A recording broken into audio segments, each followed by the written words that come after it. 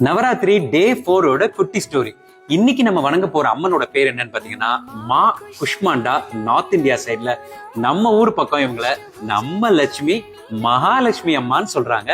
கைலபுத்திரியா இருந்தாங்க, பிரம்மச்சாரணியா மாறினாங்க. அதுக்கப்புறம் மா சந்திரகாந்தாவா மாறி சிவனை கல்யாணம் பண்ணிட்டாங்க. இப்ப ரொம்ப சந்தோஷமா இருக்கிறதால, அதாவது அந்த மணப்பெண் கோலத்துல இருந்ததால தன்னை மறந்து அவங்க ஒரு புன்னகை சிந்துறாங்க.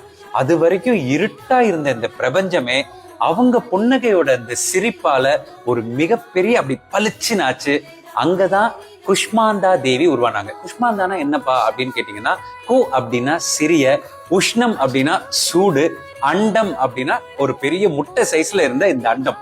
அதாவது அவங்களோட சிரிப்புல இருந்து உருவானதுதான் இந்த அண்டம். அதுதான் குஷ்மானந்தா தேவி அப்படின்னு சொல்றாங்க. சோ அது வரைக்கும் அத்தனை இருளும் போகி அன்னைக்கு இந்த அம்மனோட சிரிப்பு வந்துச்சு அப்படிங்கிறது ஒரு ஐதீகம். நம்ம பகுதியில பாத்தீங்கன்னா மகாலட்சுமி அம்மனை பொறுத்த வரைக்கும் சொல்ல வேண்டியதே இல்லை. பார்க்கடல்ல எல்லாரும் கஷ்டப்பட்டு அந்த விஷத்தை எடுக்க ட்ரை பண்ணும் போது அதுல இருந்து ஸ்ரீதேவி ரூபமா வந்தவங்க தான் மகாலட்சுமி. மகாலட்சுமி அம்மனை வணங்க வணங்க நம்மளுக்கு வாழ்க்கையில செல்வங்கள் சேர்ந்துகிட்டே இருக்கும். சோ குஷ்மாந்தா தேவி பாத்தீங்கன்னா அப்படி ஆக்ரோஷமா கையில ஏகப்பட்ட வெப்பன்ஸ் எல்லாம் வச்சுக்கிட்டு அவங்க அப்படி சிங்கம் மாதிரி வராங்க.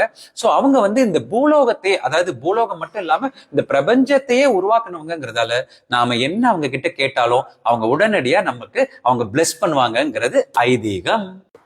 மகாலட்சுமி மற்றும் குஷ்மாந்தா தேவிய இன்னைக்கு வணங்குறதுக்கு நீங்க போட வேண்டிய கோலம் என்னன்னு பாத்தீங்கன்னா படிகட்டு வகை கோலம். அதுக்கப்புறம் அவங்களுக்கு கதம்ப பூக்கள் கொடுக்கணும். சாத வகைகள்ல பட்டாணி, சுண்டல், தயிர் சாதம், கதம்ப சாதம் இது எல்லாமே கொடுக்கலாம். பாட வேண்டிய ராகம் பாத்தீங்கன்னா பைரவி. அவங்களுக்கு பிடிச்ச பழம் என்னன்னு பாத்தீங்கன்னா கொய்யா பழம். அப்புறம் கலர் என்னங்கிறத நீங்க கேட்க வேண்டியதே இல்லை, எல்லோ கலர். நான் வந்து ஒரு தமிழனா இருந்துகிட்டு சென்னையில இருந்துகிட்டு சிஎஸ்கேல இந்த டிஷர்ட் தான் இன்னைக்கு எல்லோ கலர் அன்னைக்கு போடணும்னு என் பொண்ணு முன்னாடியே சொல்லிட்டாங்க.